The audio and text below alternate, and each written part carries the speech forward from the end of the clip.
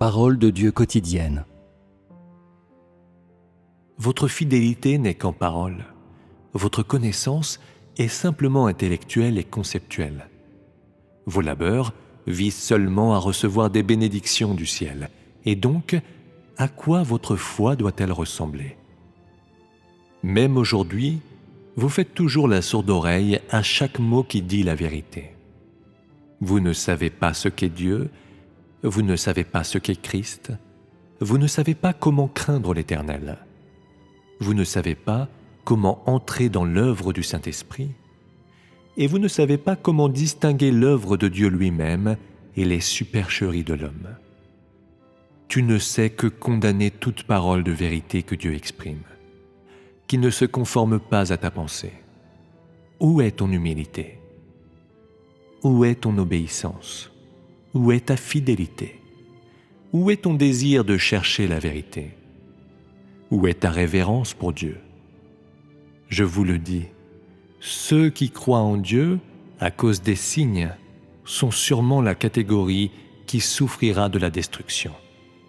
Ceux qui sont incapables d'accepter les paroles de Jésus, qui est revenu dans la chair, sont sûrement la lignée de l'enfer.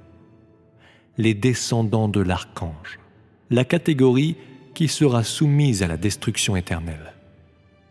Beaucoup de gens ne se soucient peut-être pas de ce que je dis, mais je veux toujours dire à chaque soi-disant saint qui suit Jésus que, quand vous verrez Jésus descendre du ciel sur une nuée blanche de vos propres yeux, ce sera l'apparition publique du soleil de justice.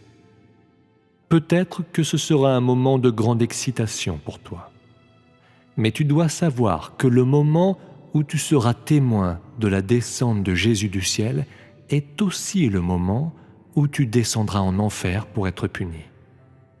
Ce sera l'annonce de la fin du plan de gestion de Dieu, et ce sera quand Dieu récompensera le bien et punira les méchants.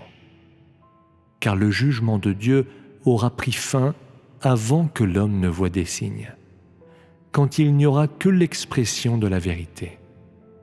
Ceux qui acceptent la vérité et ne cherchent pas des signes, et donc ont été purifiés, iront devant le trône de Dieu et entreront dans les bras du Créateur. Seuls ceux qui persistent à croire que le Jésus qui ne monte pas sur une nuée blanche est un faux Christ seront soumis à un châtiment éternel, car ils ne croient qu'au Jésus qui manifeste des signes, mais ne reconnaissent pas le Jésus qui proclame le jugement sévère et libère la vraie voie de la vie. Et donc, il est certain que Jésus s'occupera d'eux quand il reviendra ouvertement sur une nuée blanche. Ils sont trop têtus, trop confiants en eux-mêmes, trop arrogants. Comment ces dégénérés pourraient-ils être récompensés par Jésus? Le retour de Jésus est un grand salut pour ceux qui sont capables d'accepter la vérité, mais un signe de condamnation pour ceux qui sont incapables d'accepter la vérité. Vous devriez choisir votre propre chemin et ne devriez pas blasphémer contre le Saint-Esprit et rejeter la vérité. Vous ne devriez pas être quelqu'un d'ignorant et d'arrogant, mais quelqu'un qui obéit à la direction du Saint-Esprit, qui désire et cherche la vérité. Ce n'est que de cette manière que vous en profiterez. Je vous conseille de suivre le chemin de la croyance en Dieu avec soin. Ne tirez pas des conclusions hâtives. De plus, ne soyez pas décontracté et insouciant dans votre croyance en Dieu. Vous devriez savoir, tout au moins, que ceux qui croient en Dieu devraient être humbles et révérencieux. Ceux qui ont entendu la vérité et qui pourtant la dédaignent sont stupides et ignorants. Ceux qui ont entendu la vérité et pourtant tirent négligemment des conclusions ou la condamnent sont assaillis par l'arrogance. Aucune personne qui croit en Jésus n'est apte à maudire ou condamner les autres. Vous devriez tous être des personnes qui sont rationnelles et qui acceptent la vérité. Peut-être, ayant entendu la voix de la vérité et lu la parole de la vie, que tu crois que seulement un 10 millième de ces paroles est conforme à tes convictions et à la Bible, et que tu devrais continuer à chercher dans les paroles de ce 10 millième. Je te conseille encore d'être humble, de ne pas être trop confiant et de ne pas t'exalter trop hautement.